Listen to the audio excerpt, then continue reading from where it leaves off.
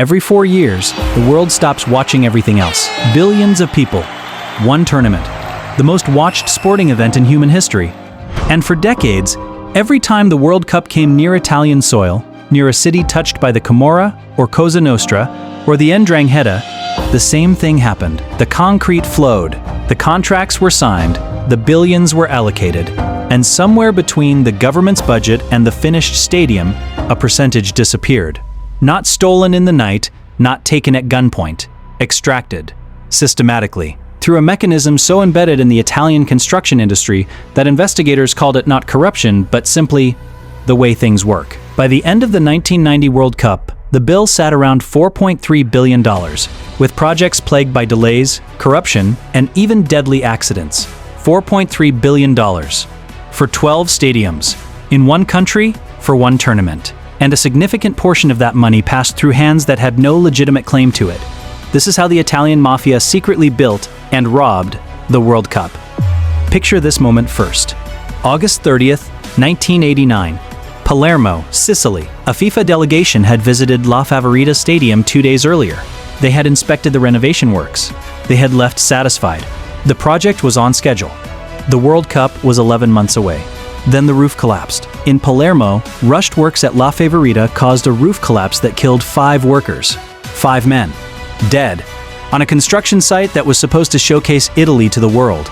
The investigation that followed produced a range of theories. Faulty materials, poor construction techniques, pylons not properly anchored into place.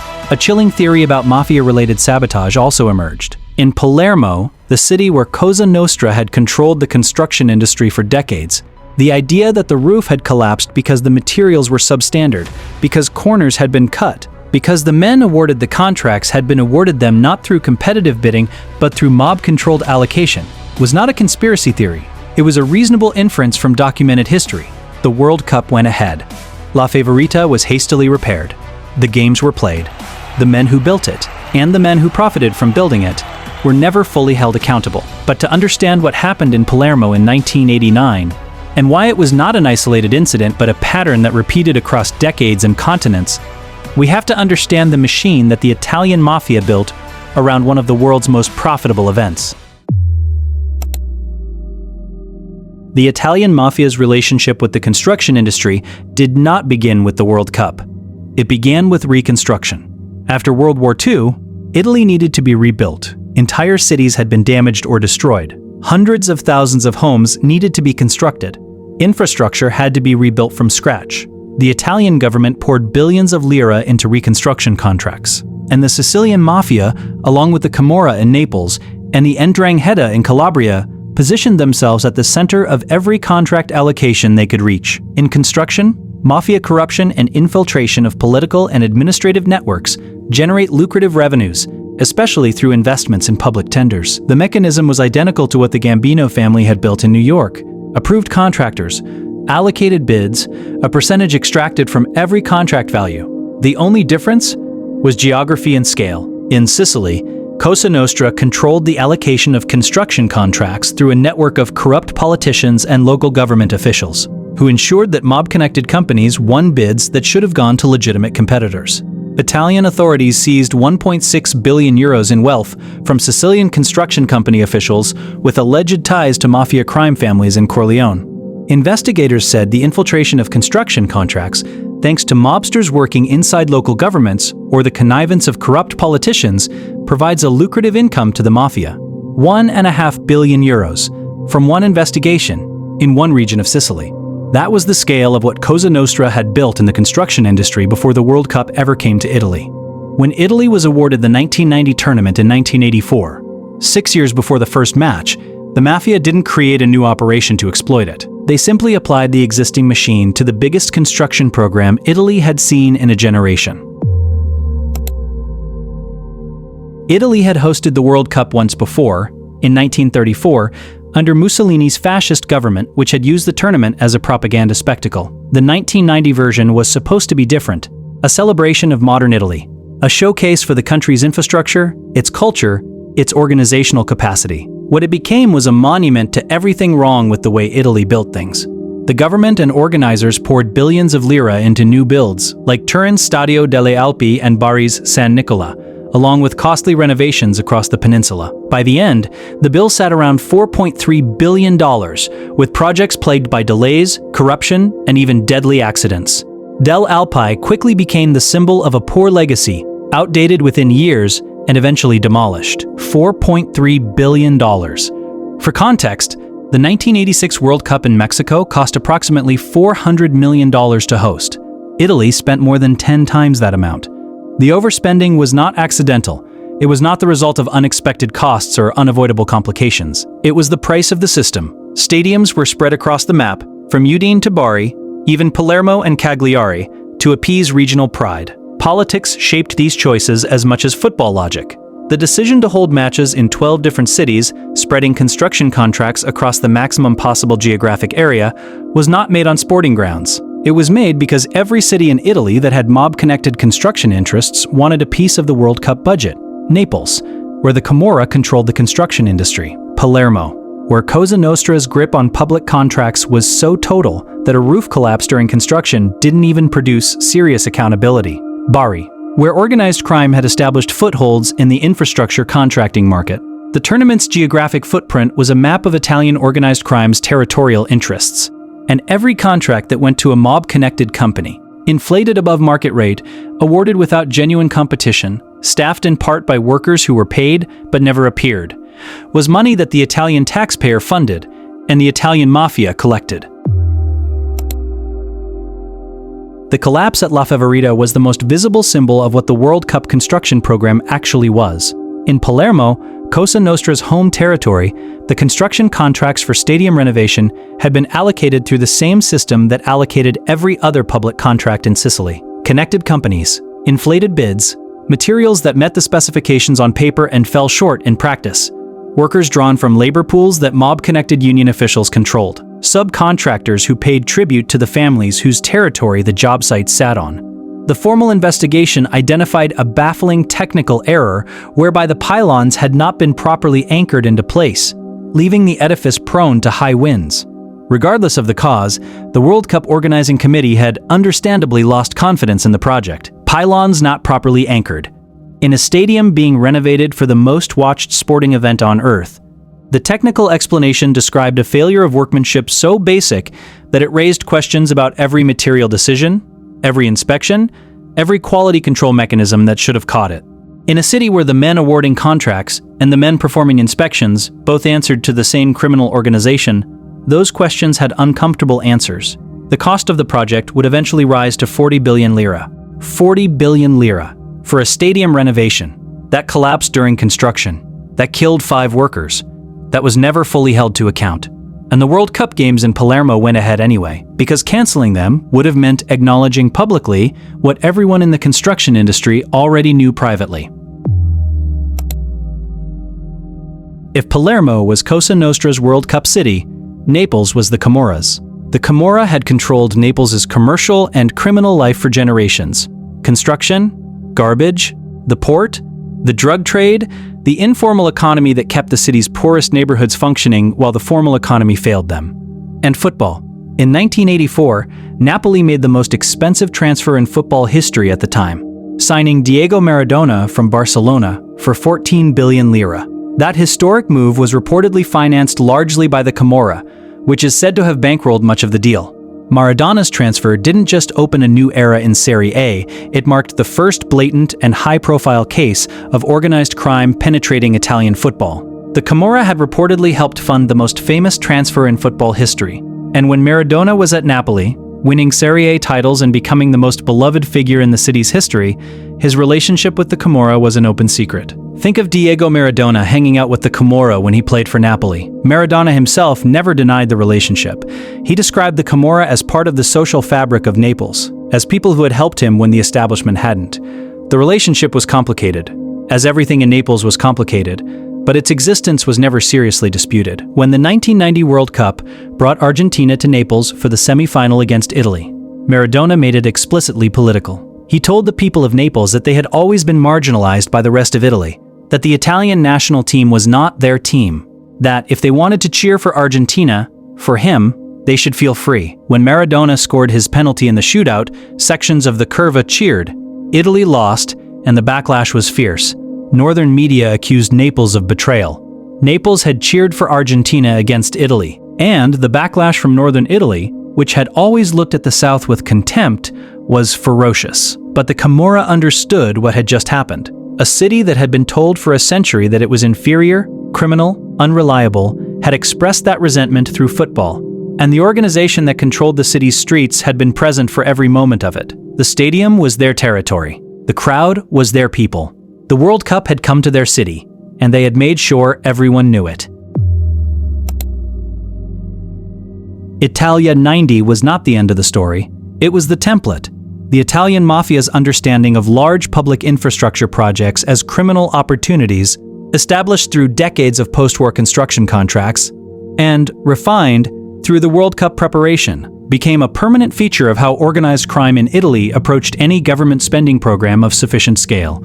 The logic was always the same. Large public projects require contractors. Contractors require materials. Materials require suppliers. Every link in that chain is a potential point of extraction. Every contract awarded through corrupt political relationships is money that flows to the organization that controls those relationships. Mafia organizations traditionally find significant opportunities in construction. Mafia corruption and infiltration of political and administrative networks generate lucrative revenues, especially through investments in public tenders.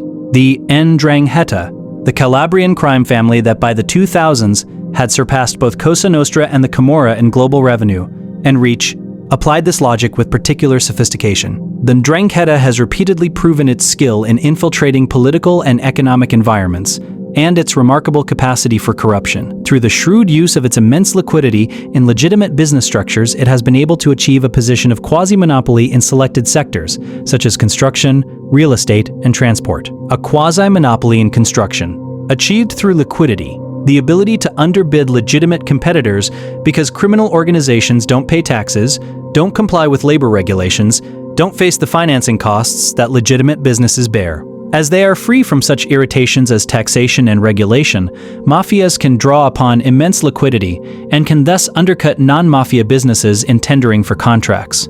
The mob didn't just corrupt the bidding process. They won it fairly at prices that legitimate competitors couldn't match, because the criminal organization's cost structure was fundamentally different from everyone else's. Then they delivered substandard work at the artificially low price, pocketed the difference, and left the taxpayer with a stadium that collapsed or deteriorated prematurely or cost 3 times what it should have to maintain. The World Cup construction was the largest single criminal opportunity Italian football provided, but it was not the only one. Once the mob had established its presence inside the football ecosystem, through stadium construction, through ticket rackets, through ultras infiltration, the natural next step was ownership. In the 1990s and 2000s, the Mafia even started to own some football clubs. Camorra clans owned 2 clubs in Campania, and Ndrangheta clans owned at least 4 in Calabria. These were small clubs the Mafia owned primarily to garner prestige and loyalty with the people in their territory. 6 football clubs, owned by Italian organized crime, not secretly controlled, not influenced from a distance, owned. The ownership served multiple purposes simultaneously. Prestige. A football club in a small Italian town was a social institution. Its owner was a public figure, a benefactor, someone who had invested in the community.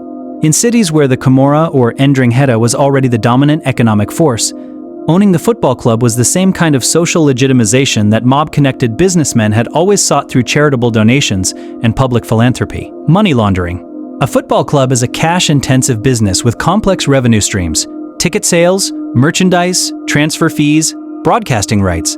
The complexity makes it an ideal vehicle for integrating criminal proceeds into documented business income. Territory. The stadium and its surrounding commercial ecosystem, parking, food, merchandise, ticket resale, represented an extension of the territorial control the mob already exercised over the surrounding neighborhood. The notorious boss Toto Riina liked to say, "A stadium is like a church. Whoever controls it controls the soul of the people." Riina, the most feared Cosa Nostra boss of the 20th century, responsible for hundreds of murders. The man who ordered the assassinations of judges Falcone and Borsellino understood football's social function better than most sports administrators. Control the stadium, control what happens inside it, control the economic activity that surrounds it. And you control something more durable than a construction contract. You control an institution that the community loves. The Ultras were the bridge between organized crime and football's institutional structures. Italian Ultras groups, the organized, passionate, often violent fan collectives that define the atmosphere at Italian football matches, had always operated in a gray zone. Passionate supporters, community institutions, organizations that provided identity and belonging in cities where official institutions had failed. Wherever millions of euros in untraceable cash circulate, the arrival of traditional mafia syndicates is inevitable. The highly profitable, stable black market created by the Ultras around Italian stadiums naturally attracted the attention of the country's most powerful and ruthless criminal organizations. The black market around stadiums was extraordinarily profitable. Ticket touting, merchandise counterfeiting, food and drink concessions operated outside official channels, parking controlled by unofficial collectors, an entire shadow economy surrounding every major match at every major stadium in Italy. The mob didn't create this economy, it grew organically from the passion of Italian football culture. But once it reached sufficient scale, the mob moved in. In April 2019, the Italian Supreme Court ruled that Juventus managers had supplied match tickets that were touted for profit by groups of hardcore fans known as Ultras, under the control of individuals linked to the Calabrian Mafia. The Ndrangheta, Juventus, Italy's most successful club, the club that had won the 2006 World Cup with players who would later be convicted of mob-adjacent offenses. The club whose management had knowingly supplied tickets to Ultras groups controlled by the Ndrangheta. Former Juventus player and 2006 World Cup winner Vincenzo Iaquinta was sentenced to 2 years in prison for firearms offenses in part of a larger trial concerning the infiltration of Ndrangheta clans in northern Italy. A World Cup winner, convicted in a trial about Ndrangheta infiltration. The tournament that Italy had won in Germany in 2006. The squad that had lifted the trophy, whose captain had kissed the Golden Cup, had a player who was convicted in a mafia trial. The World Cup was not separate from Italian organized crime. It was inside it. The Italian mafia's exploitation of the World Cup was not unique to Italy. It was a template that demonstrated to criminal organizations worldwide what a major sporting event actually represented. Not a celebration, an opportunity. A government commitment to spend billions of dollars in a compressed time frame on construction projects that required fast execution and created natural pressure to bypass normal procurement safeguards. A hearing into shameful collusion by construction companies that led to bid rigging and price fixing on 2010 World Cup projects revealed that South Africa's biggest building firms had engaged in a shameful pattern of collusion. The colluding companies led to inflated prices on projects like the new R7, $3 billion Cape Town Stadium and a R2 billion contract to redevelop Soccer City Stadium, South Africa. 2010, the same mechanics, different continent, different criminal ecosystem, price fixing, bid rigging, inflated contracts, a competitive process so thoroughly corrupted that cities could collectively be owed nearly 4 billion rand because the competitive process had been entirely fictitious. The Justice Department documented over $150 million in bribes and kickbacks paid to FIFA officials themselves, including a $10 million bribe paid by the South African government to host the 2010 World Cup. The corruption wasn't just in the stadium construction, it was in the awarding of the tournament itself. The bribes weren't paid to mob bosses. They were paid to the officials who decided which country would host, and therefore which country would be committing billions to construction contracts that could be manipulated. The Italian Mafia had demonstrated the principle with the 1990 World Cup. By 2010, the principle had become global practice. The World Cup wasn't just the most watched sporting event in human history, it was the most reliably profitable criminal opportunity in the international sporting calendar. By the 2000s, the criminal organization that had most successfully institutionalized the Italian football connection was not Cosa Nostra, it was the Ndrangheta. The Ndrangheta has largely traded open street violence for white-collar shadow business. Having monopolized the smuggling of cocaine into Europe, they built a transnational empire with estimated revenues of around $60 billion a year. This massive influx of illicit cash required new, sophisticated laundering mechanisms, which ultimately led them into the world of elite sports. $60 billion a year, more than most countries' annual GDP, generated primarily through cocaine trafficking, moving through ports and airports across Europe in quantities that dwarfed the Sicilian heroin pipeline that had made the pizza connection famous. And needing to be laundered, football provided the laundering infrastructure that $60 billion a year required. Professional football is flush with money. The financial capital of the Ndrangheta is Milan, home to global giants AC Milan and Inter. Purchasing such massive clubs outright would trigger immense scrutiny from law enforcement and financial regulators. Therefore, the Mafia changed its tactics. Instead of buying the clubs, they decided to hijack their economic ecosystems from the outside, using radical fans as their foot soldiers. The Ndrangheta had learned from the mistakes of every previous mob generation. Don't buy the club, don't put your name on anything, don't create a legal target. Instead, control the ecosystem, the ticket market, the merchandise, the stadium commercial zone, the ultras groups whose cash transactions were invisible to any financial regulator. And when the World Cup came, make sure your construction companies were positioned to win the contracts. The same machine, more sophisticated, more durable, more difficult to prosecute. The Ndrangheta are now one of the biggest criminal organizations in the world, making an estimated $60 billion a year, and it's always looking for more. Professional football is flush with money, always looking for more. The World Cup comes every 4 years. The Ndrangheta doesn't take vacations.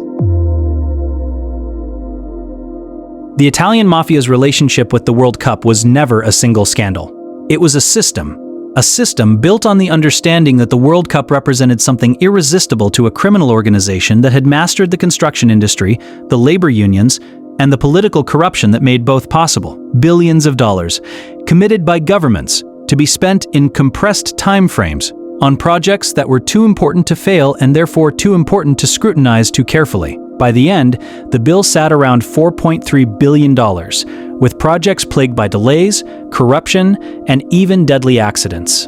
Del Alpi quickly became the symbol of a poor legacy, outdated within years and eventually demolished. $4.3 billion for one tournament, in one country. Stadiums that were demolished years after being built. Workers who died because corners were cut on materials. Contracts awarded not to the most competent builders, but to the most connected ones. And underneath all of it, the same principle that governed every other criminal enterprise the Italian Mafia ever built. Find the money, control the choke point, extract the percentage. The World Cup was the biggest choke point in the sporting world. Every 4 years, the machine returned to it. The notorious boss Toto Riina liked to say, "A stadium is like a church. Whoever controls it, controls the soul of the people." The stadiums of the 1990 World Cup are mostly still standing. Some of them were renovated for the 2006 European Championship. Some of them host Serie A matches every weekend. Millions of people have passed through their turnstiles in the decades since they were built. The men who built them are dead or in prison. The organizations that profited from building them are still operating, and the next World Cup is already being planned. The concrete will flow, the contracts will be signed, the billions will be allocated. And somewhere between the government's budget and the finished stadium, the machine will find its percentage.